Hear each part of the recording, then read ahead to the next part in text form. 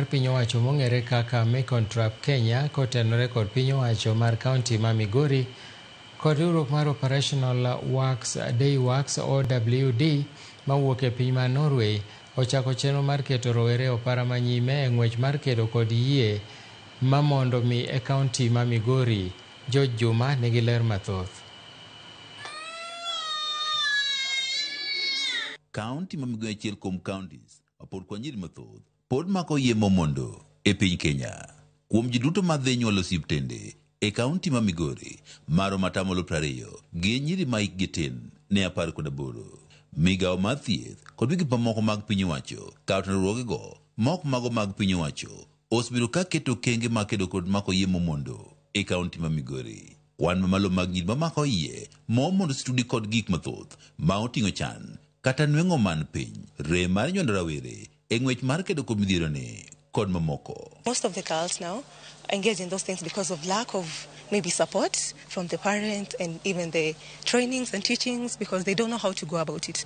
But now if we have these organizations coming in to help them get the pads, because they do offer pads, they do offer support, maybe trainings, so this is going to help them. Yuto chuok, kendo yor yuto miyo jonyuol mang'eny jogo modak gi nyithindo bed machuo kata manyiri tiyo gi nyithindogi ka giketogi e gik moko mitimo kaka tero gi nyangu mondo giyud gik moko ma ginyalo tiyogo moko ikelo ne gidhok.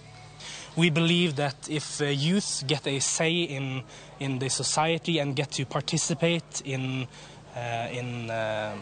society, we can get and achieve a greater change. Kaka yo mamedo jiwo kenge makedo kod mako yie mondo e kaunti ma Migori, riwruokno mar Mekon Trap ka otenore riwruokno mar Operational Day Work mawuok e pinyno mar Norway ka achiel kod piny owacho mar kaunti ma Migori ochako chenro mar jiwo kedo kod mako yie mondo e kaunti ma Migori. Time for youth to rise. They have been crying to our Mekon Trap and Power. But how do we own independent youth program guided by the other mother project in Kenya? Raweregi ok wamigiga thuolo mondo ginyiswa gik machandogi.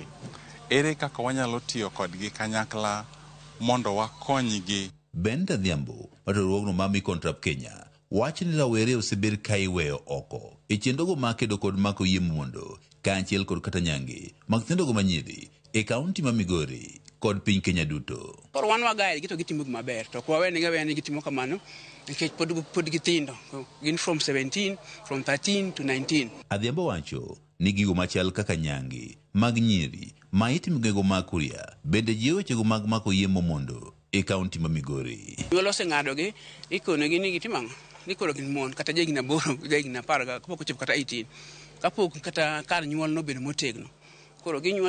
Bogel matiorogno mar Forum for Women and Development wach ni ji duto nyaka nywande ng'wech mar kedo kod mako yie mondo kaachiel kod kedo kod nyange e kaunti ma Migori kod piny Kenya duto. Luckily the government is on board, but we know that they lack both the capacity, they lack the funds to actually implement the policies and the laws in the communities. And we also know that in order to really achieve lasting social change, we need to get the local community. George Lamanja Kanyo, makedo, ratogo mag oganda, kendo jang'ad rieko, e riwruogno mar Mekon Trap, e weche mag mako yie mondo kaachiel kod nyage mag nyiri, wach rawere onego puonje sikunde ka ginyalo geng'o mako yie mondo. Wang'eyo ni kanye adolescent, nyithindo manyiri ka nyithindo machuo chako ng'eyo dendgi nikech dendgi lokore. Omiyo sama kit dendgi lokore, kit chwechgi dwaro ni mondo tagi. George Juma, Ramogi TV, Migori.